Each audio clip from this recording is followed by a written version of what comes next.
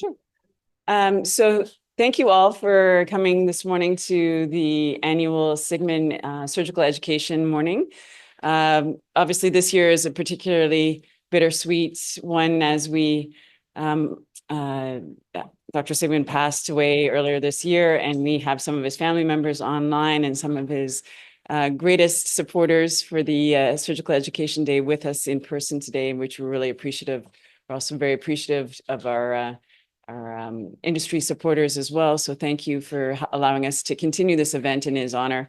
And I'd like to have Dr. Ruth Chater, our Chief of Surgery, come and say a few words. Thank you, Shannon. Morning, everybody. As Shannon said, it's a bittersweet day for all of us who knew Harvey and had the privilege of working with him over the last 25 to 30 years. This Surgical Education Day was started by Harvey a number of years ago, and it's continuing on in his honor in the future. So Dr. Sigman is, why isn't it advancing? Dr. Sigman started his medical training here at McGill. He graduated from McGill 1957. He then trained in general surgery at a time when it wasn't really called a residency, it was a diploma course. And then he went and did further training at the postgraduate medical school, which is now called the Imperial College in London, England.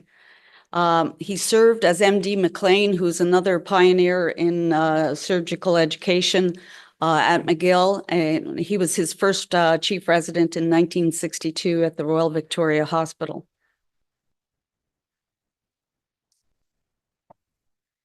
He began and ended his surgical career here at the Jewish General Hospital. He was our chief of the Division of General Surgery from 1989 until 2008. He and Dr. Jacob Garzon introduced laparoscopic surgery to the JGH in 1990, and he was very instrumental in creating a coordinated university program to teach laparoscopic surgery and research in this area. In his later years here at the Jewish, he served as the main medical coordinator and medical examiner for looking into complaints made against the physicians and pharmacists here at the Jewish. And I have to tell you, he was remarkable in that job. He was very fair and very knowledgeable, and he made very good responses to any complaints. Education was always a priority for Dr. Sigman. He was the director of surgical education here at the Jewish from 1969 until 2002. He integrated the medical students into surgical training here at the Jewish. He was the assistant dean for medical education and student affairs from 1993 till 1997. He was the chair of the curriculum committee of the Association for Surgical Education from 95 to 97. And he was co-chair of the McGill University Institutional Review Research Board from 2000 to 2015. He became the sexual harassment officer for McGill in 1998 and the coordinator for the sexual harassment office from 2001 to 2006. He was the chair of professionalism and learning environmental committee at the Faculty of Medicine. He was the chair of the committee for investigating and improving the learning environment for residents and students at McGill. And that's when I first came to know Dr. Sigman well. He invited me as a really junior surgeon to join that committee. I don't know if it was because I was a young female orthopedic surgeon and he thought maybe I'd had some insight into what a learning environment was like or should not be like. But it was amazing watching him coordinate and investigate how we could make the learning environment for medical students better and for residents better. And he was very instrumental in improving the learning environment for all trainees here at McGill. And he became a professor emeritus of surgery at McGill. He's had many awards. He had the Department of Surgery Residence Award for Excellence in Teaching. He was named to the faculty honor list for educational excellence in its first year. He got the L.D. McLean Distinguished Achievement Award for outstanding contribution to McGill University Department of Surgery in 2017. He got the David Owen Undergraduate Teaching Award in the Division of General Surgery in 2018. And he has an award named after him for undergraduate teaching, the Harvey Sigman Undergraduate Teaching Award for medical students, which I was very honored to win one year. In the community, he got the Governor General's Queen's Silver Jubilee Medal for his contribution and Samuel Brofman Medal for outstanding service to the Jewish community. All of these professional awards and achievements didn't define who Harvey was.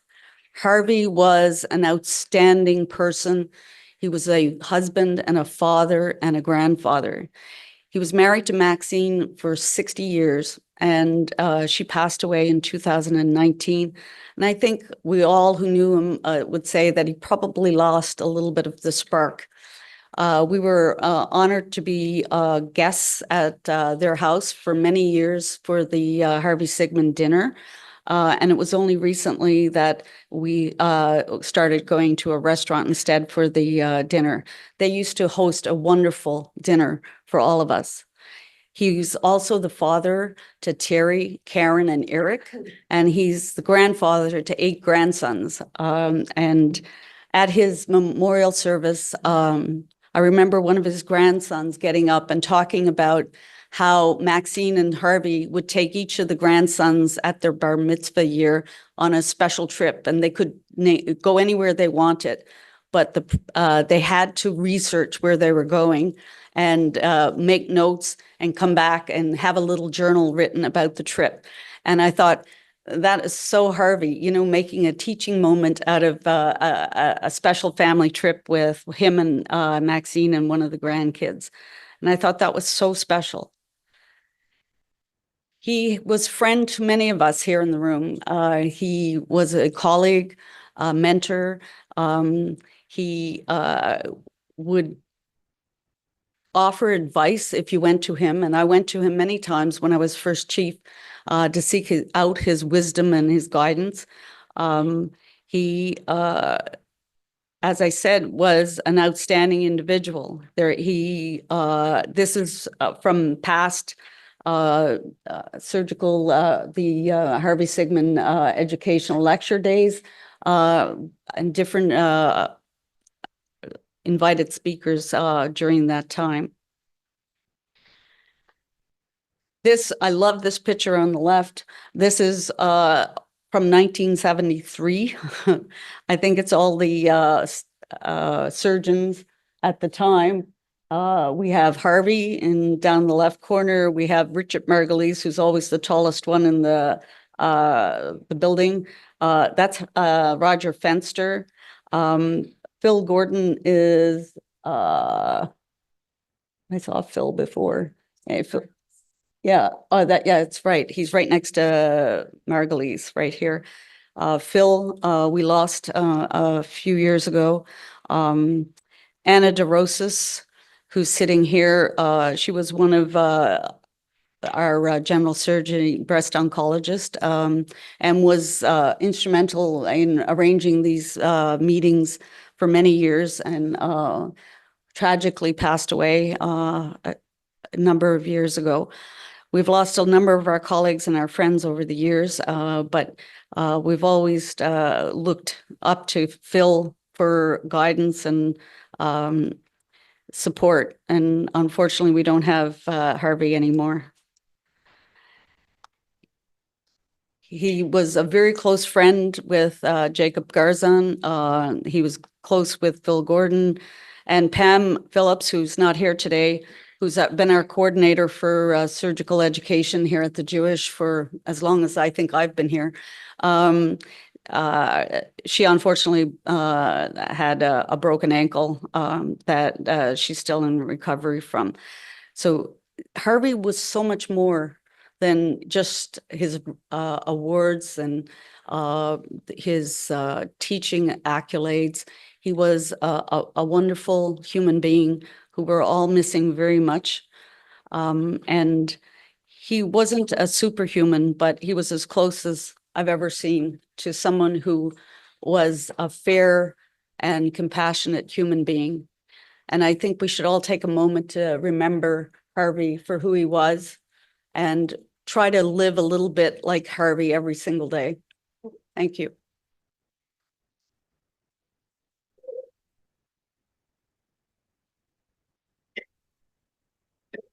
Well, that's going to be a hard act to follow. I apologize to our guest speaker, but you can all read the blurb on our guest speaker, Dr. Thanawala, who obviously has a list of accolades and things that attracted us to actually have her come be our guest speaker.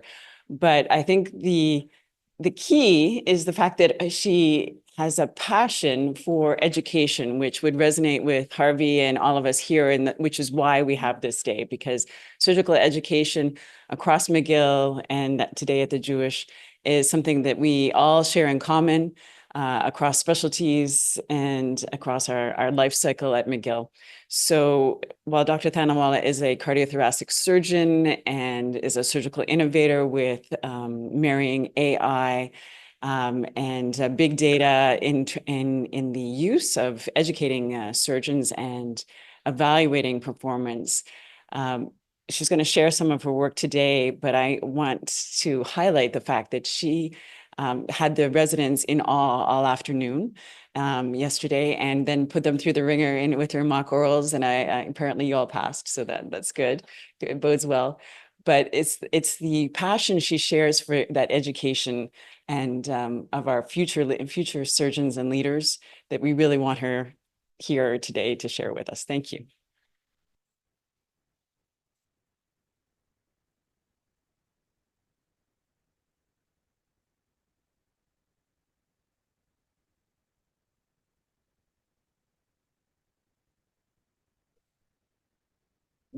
The number. We have a number. See, when you click on this and I try, so people that were not here are not able to join. This is the ID number I have. Oh, Okay, so people must connect to this number and this is the password.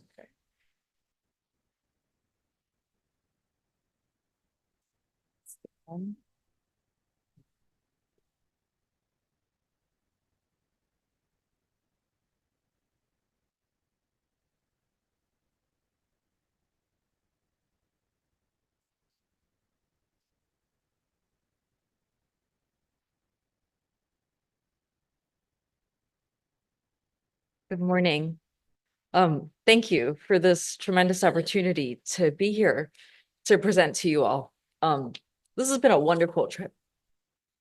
And today what I'd like to talk to you about is launching of a new era of data-driven learning with Epistomics.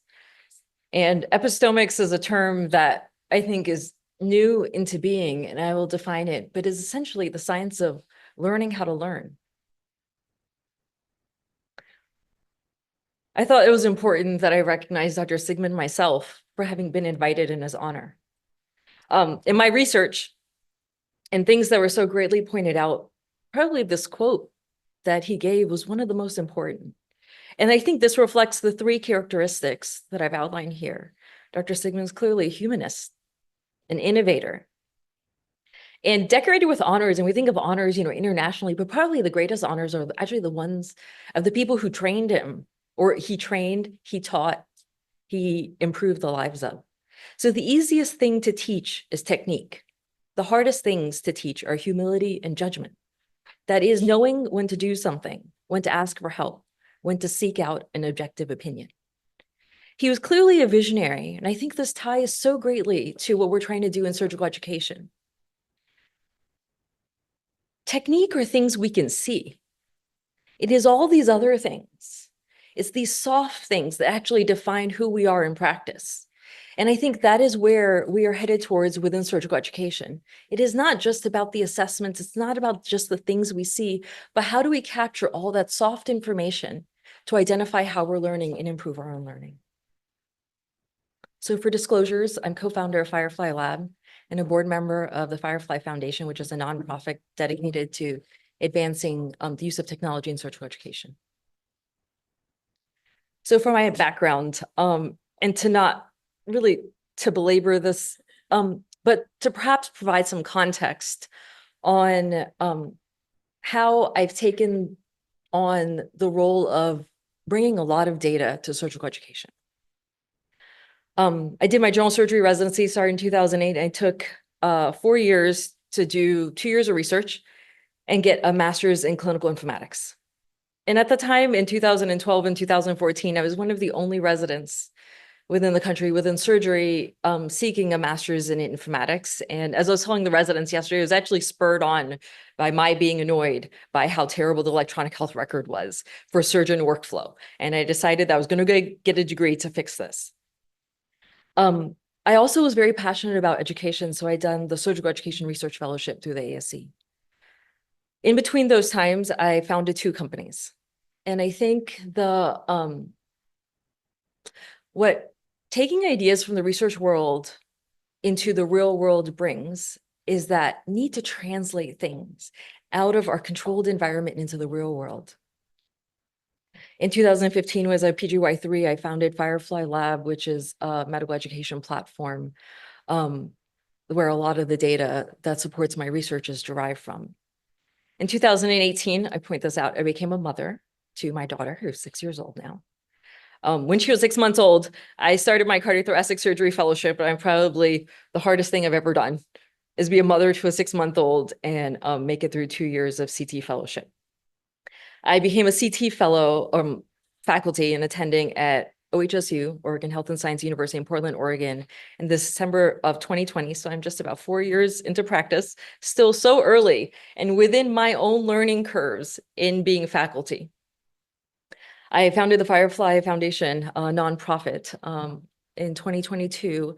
And probably what I'm most proud of right now is founding and directing the Surgical Data Decision Sciences Lab, which is a lab directed with the goal of using surgical data to understand how to improve our own surgical world. And I have 5 residents that work with me, multiple who are getting masters in informatics, and some other residents. So we are at the edge of a new era in learning, and it is actually the science of learning. It is about creating structure where we've been doing a lot of tremendous work piecemeal, but how do we turn the science of learning into a really rigorous science? So epistemology is the theory of knowledge, its methods, validity, and scope. It's learning about learning. It's like the meta about learning. In omics, many of you have heard about omics, genomics, proteomics, epigenomics. So this is the collective characterization and quantification of pools of biologic molecules that translate into structure, function, and dynamics of organisms. So it is a deep science. And how do we get our surgical education methodology to that? That's what I'd like to talk to you about today. So Epistomics is the application of omics methodology to the theory of knowledge development within medical education. So the biological molecules become learning and learner data. Structure becomes how groups learn in various environments. Function becomes how we use learning data to understand learning outcomes. And the dynamics become the actual complexity of learning. And why does this matter? I'm a thoracic surgeon, so I manage a lot of cancer. Thoracic oncology is a core part of what I do. But if we actually look at the numbers, so within the United States, 1.92 million new cancers are diagnosed per year. 609,000 deaths occur from cancer. But if we look at the absolute numbers of the major operations done, 40 to 50 million major operations are done a year. That's already double or more. 26% of risk-adjusted complications are actually associated with technical skill. So what does that mean in numbers? We have 10 to 12.5 million patients that are affected by our own technical skill, our own learning, our own ability to perform in the operating room and in the global care of our patients. That is fivefold more affected by technical skill than by cancer. Yet if we think about the development of the science and the funding when it comes to surgical education, we're far, far behind. And I think our way to overcome this is to turn surgical education into an omics science. So speaking of, how do we make this an omics science? Technology revolution is one of the most important things. So a parallel I'd like to draw is actually the birth of bioinformatics. So bioinformatics developed when we had microarrays, when we had computational pipelines, when we could do high throughput analysis of genetic data. Before this, it was a very linear pathway. We started with a hypothesis, you tested out biochemical pathways, you mapped that out. People spent 20, 30 years of their careers mapping out one pathway. And then microarrays came, and you could put in thousands of pools of proteins and data, and you could run analyses, and you could screen them, you could do a heat map, and you could figure out where the signals were. We turned discovery on its head. We decided that, guess what? You don't have to really understand fully what your questions are at the beginning, but can we start with discovery? Can we understand where the signals and the patterns are, and then go backwards? So arguably, we're at the exact same place in epistomics and surgical data. We have more digitized learning data now than we've ever had before, not just in the form of digitization of assessment data, but it's actually all of this other data that really defines what we do on a regular basis. Much of it. Morning.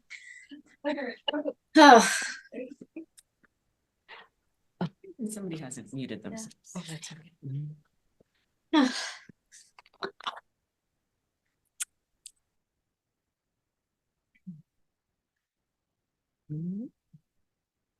I can keep it as well.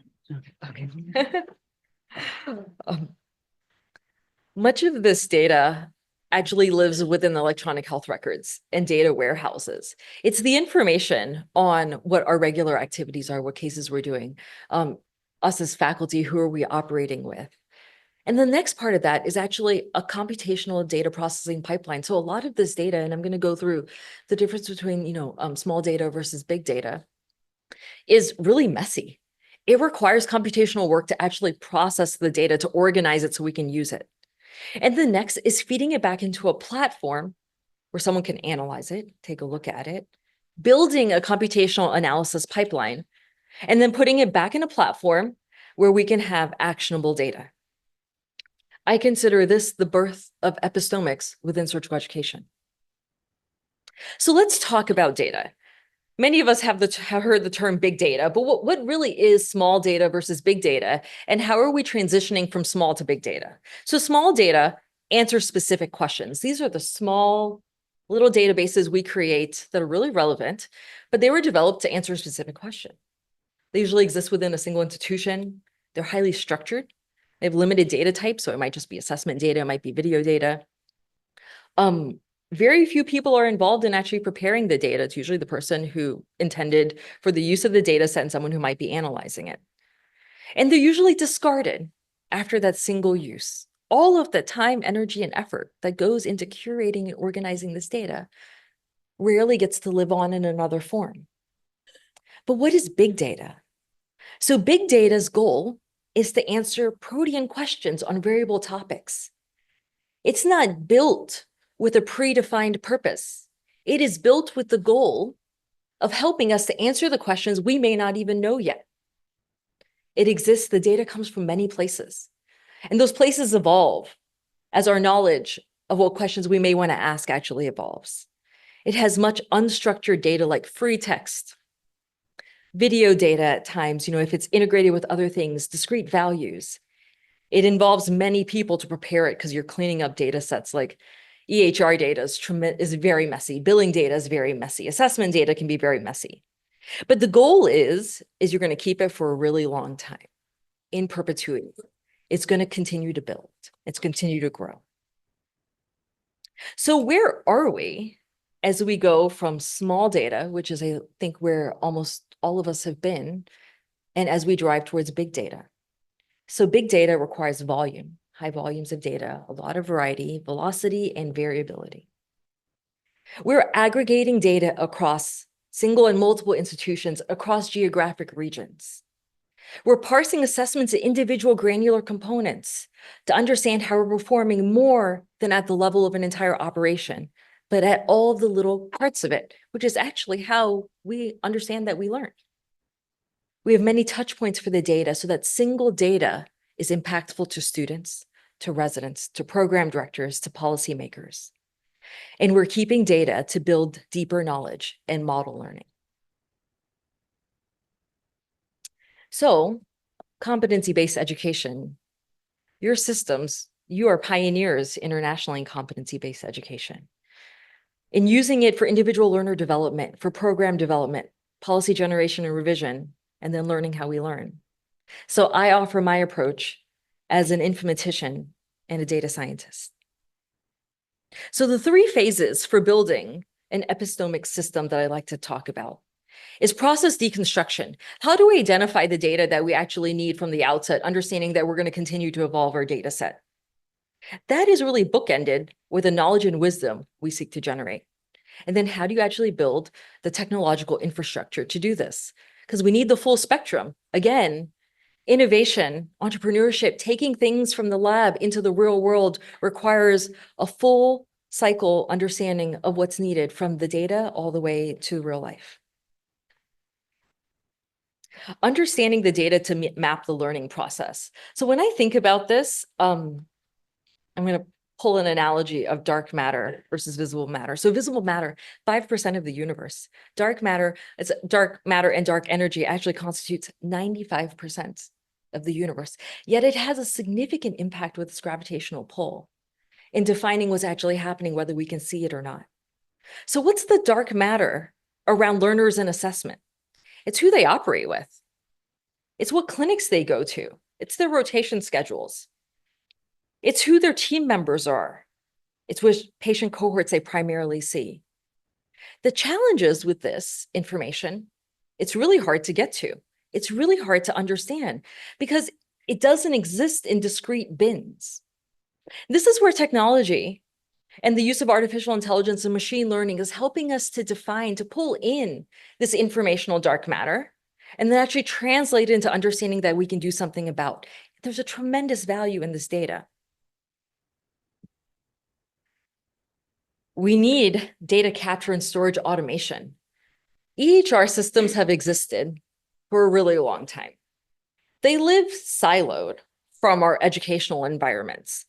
And probably one of the most important things, and a lot of my work has been dedicated to this, is actually breaking down these barriers that exist between EHR data and our learning data.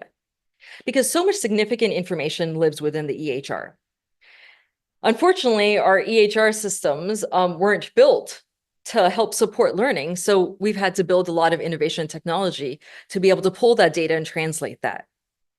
You need an infrastructure to help pull this data on a regular basis. Humans can't do it. Humans can't upload rotation schedules and define on a regular basis who operates with which resident. So automation is necessary. And the whole goal of this is when we think about from the informatics standpoint, all the tools that we have to study and to create epistomics is saving human energy for where it is needed. Humans, we still, when it comes to artificial intelligence, are not at a place where almost all of AI can supersede human ability. But we always recognize that within our busy clinical practices, there is a cap and a limit to how much time and energy we have. So how do we use it at the exact right times? And a lot of it is through automation, much like in bioinformatics and the microarrays, where you use the scientists and you save them for the analysis and you automate the rest of it. That's what we're creating through epistomics in surgical education. So detours and definitions, levels of AI, narrow AI, a machine can perform any intellectual task with the same accuracy as a human. General AI, machines can perform a single task better than a human. and strong AI, the machine outperforms humans in many tasks.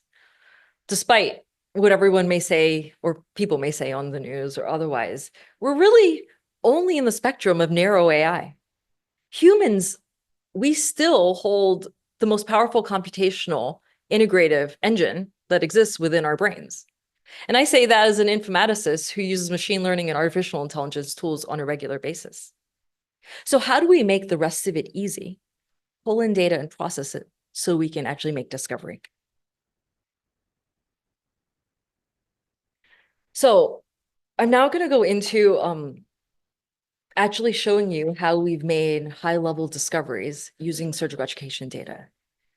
The scope of the data, and what this is meant to show you is that a tremendous amount of data is often necessary to generate these discoveries using machine learning. For 8 years across 98 institutions and 60 training programs, 18 specialties, I've been gathering data. We've analyzed over 1.5 million cases to identify which sort of operations are being done with all of the things of, possible this, possible that, what actually happened. Over 1,500 users. We have over 45,000 assessments, many of them which are specifically very granular, and 25,000 learning curves. And from that data, how do we go, and how have I, in my group, gone from information, knowledge to wisdom? So data, this really answers nothing. Data are the little bits of information. And this is the data, information, knowledge, wisdom tree that's well established within informatics. The data points, they're discrete. You're just collecting parts. It actually doesn't answer anything. When you get to information, you're putting some context around it. So you're able to answer the what, like what is the data? What is that single data point? What is that single assessment result? But knowledge and wisdom, now we're getting to the really interesting stuff. This is the how and the why. And then the why do and what is best. How can I take this now knowledge and translate it into action? Data science and computational methodologies are the key to translating from data and information into knowledge and wisdom. So these are actual plots from our data. This is, most would recognize, a DNA genomic analysis, but this is actually an epistomic analysis of training programs within the United States. Each band reflects the ACGME defined category cases.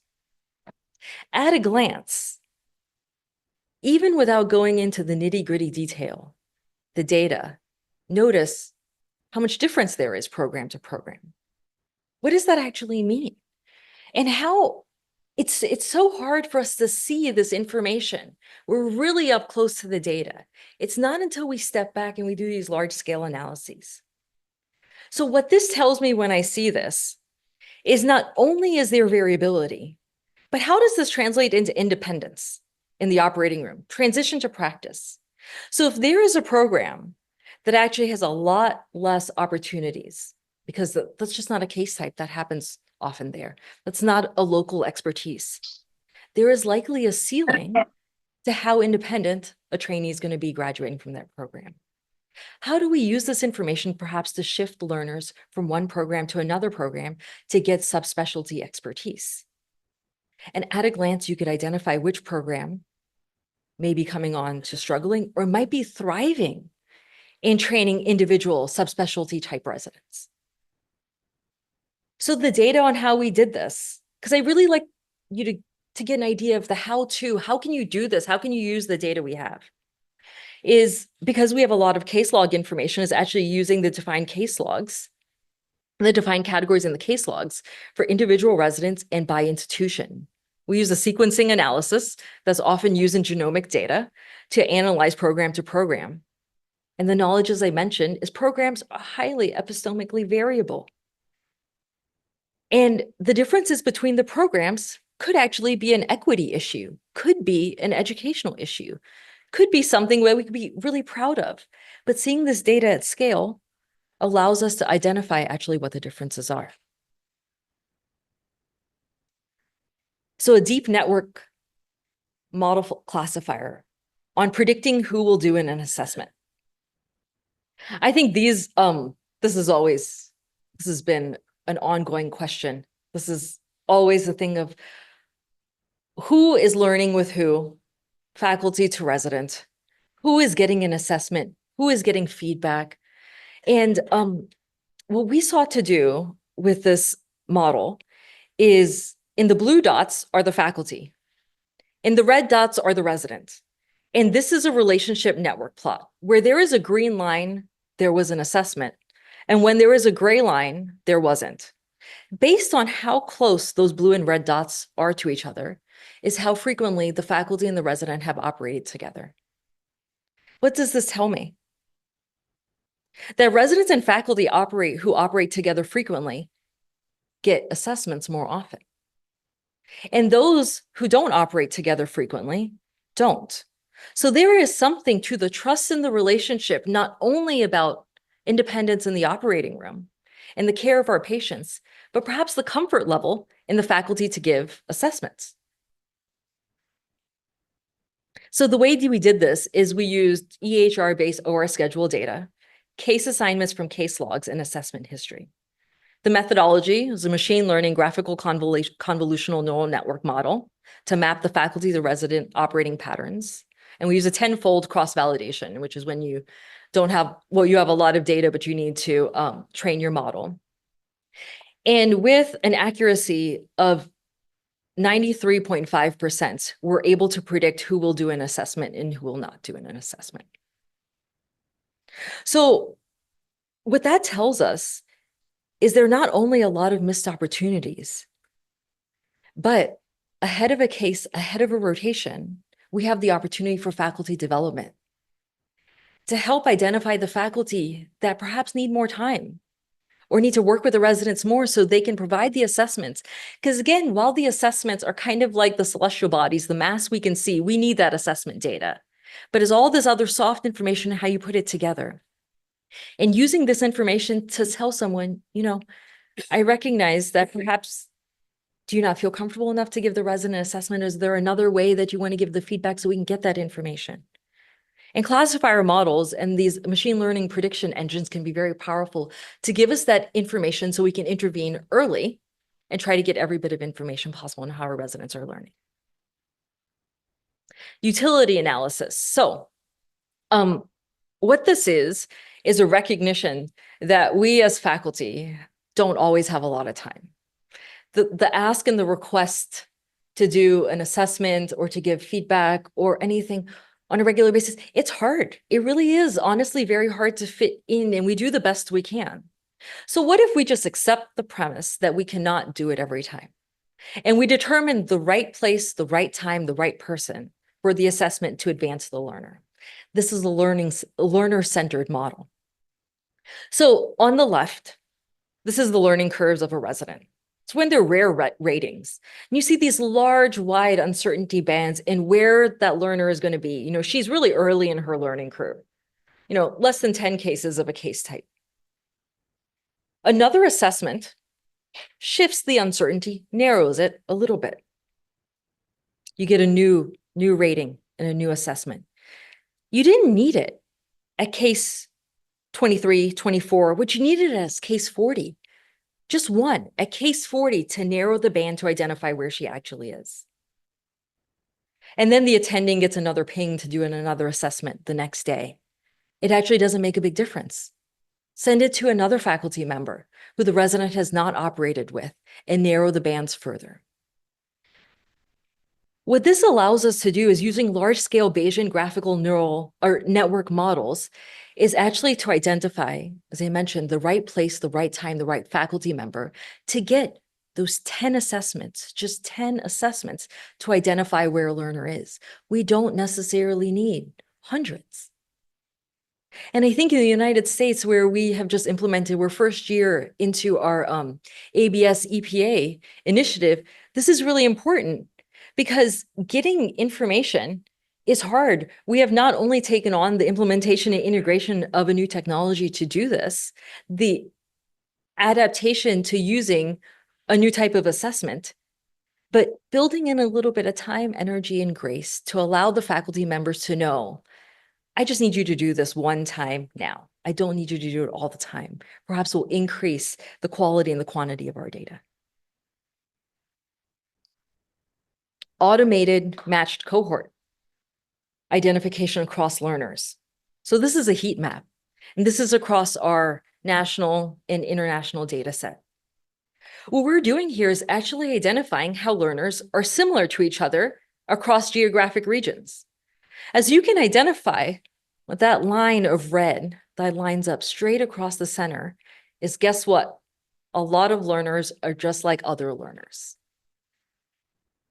And seeing this at a large scale, when we're talking about remediation plans, when we have a struggling learner, when we have thriving learners, if we can break down the geographic barriers and identify how a learner on the West Coast is similar to a learner on the East Coast, perhaps we can more effectively share our policies and our strategies to advance learning locally.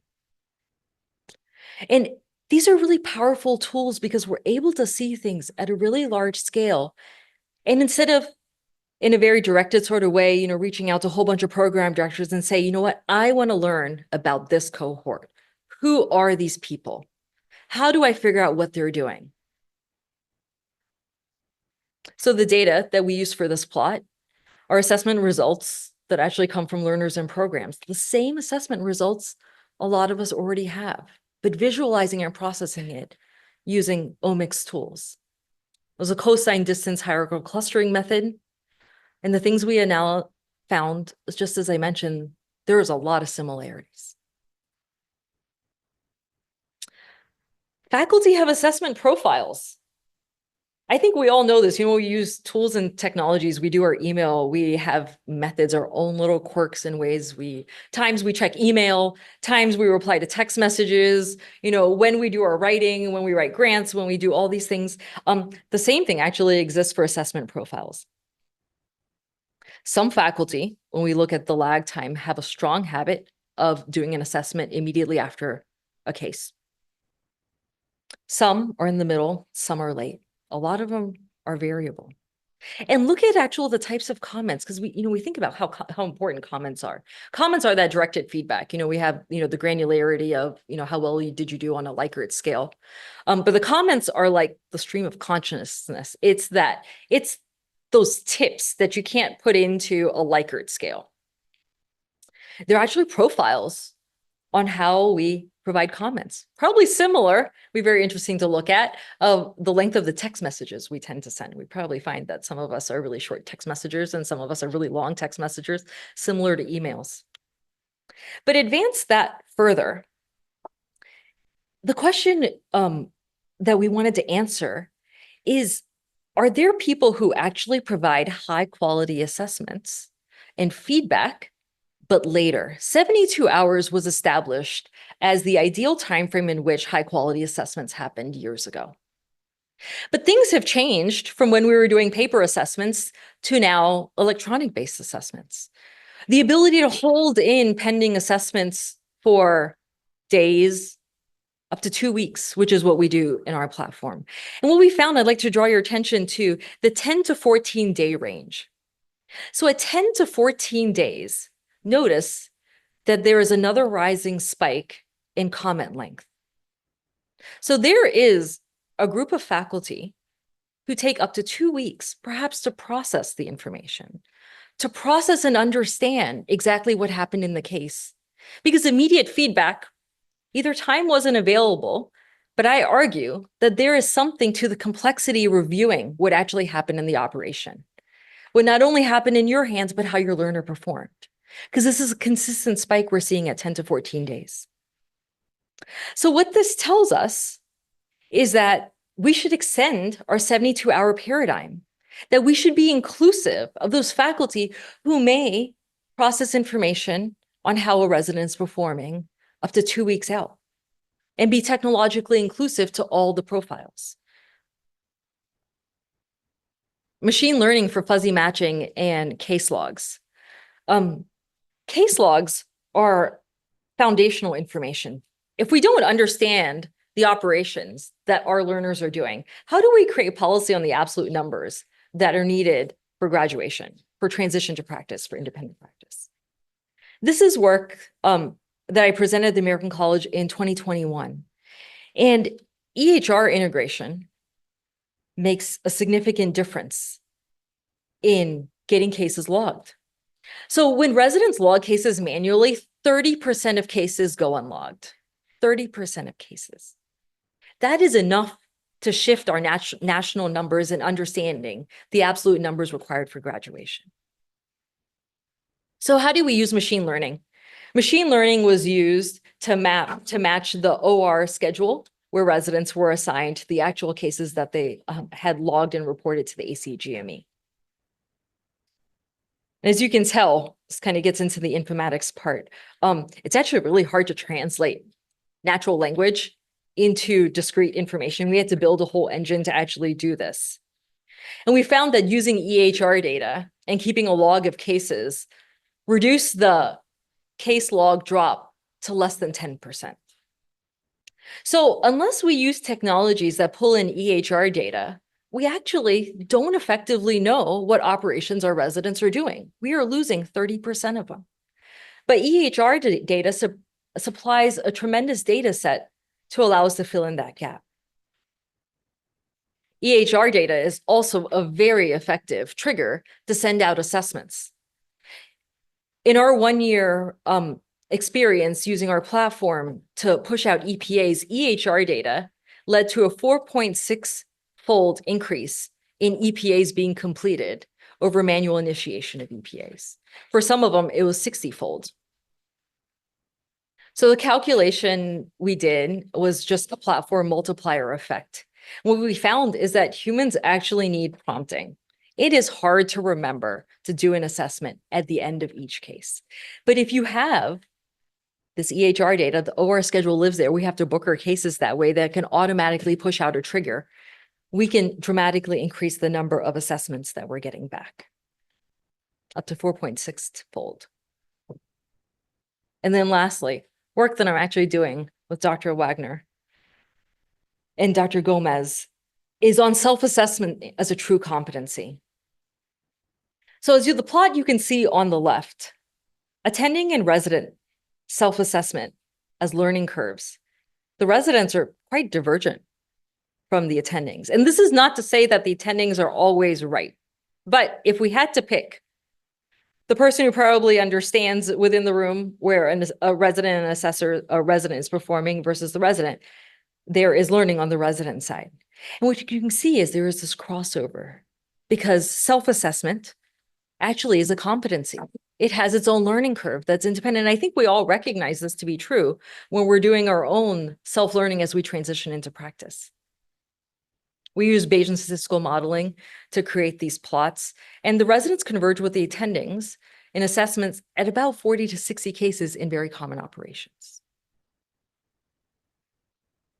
So in closing, Epistomics is data-driven learning about learning. Omics has much to teach us about the detailed study of organisms, cellular structures, tissues, and proteins. Our job is to extend these scientific methods to understand learning as rigorously and as detailed as the diseases and processes that we manage with our patients. To develop computational pipelines and analysis to leverage our data and transform it into knowledge and wisdom, and be the masters of our own learning and implementers of advanced tools like AI in education.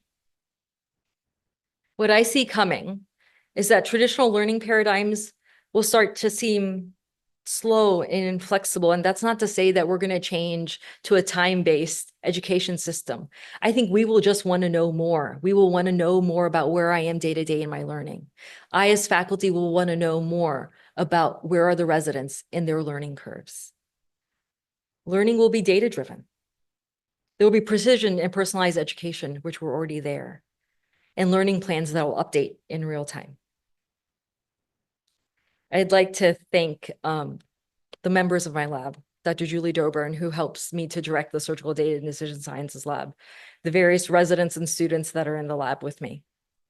And then lastly, Firefly Lab, my husband, Dr. Jonathan Jesnick, who is a co-founder with me, and my daughter, Leela.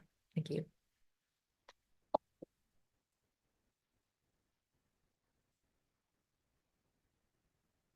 Thank you so much for a wonderful talk. I apologize for the Zoom link not being working right at the beginning, but I'm glad some of you stayed. We have time for a few questions if there's some in the audience. Dr. Feldman?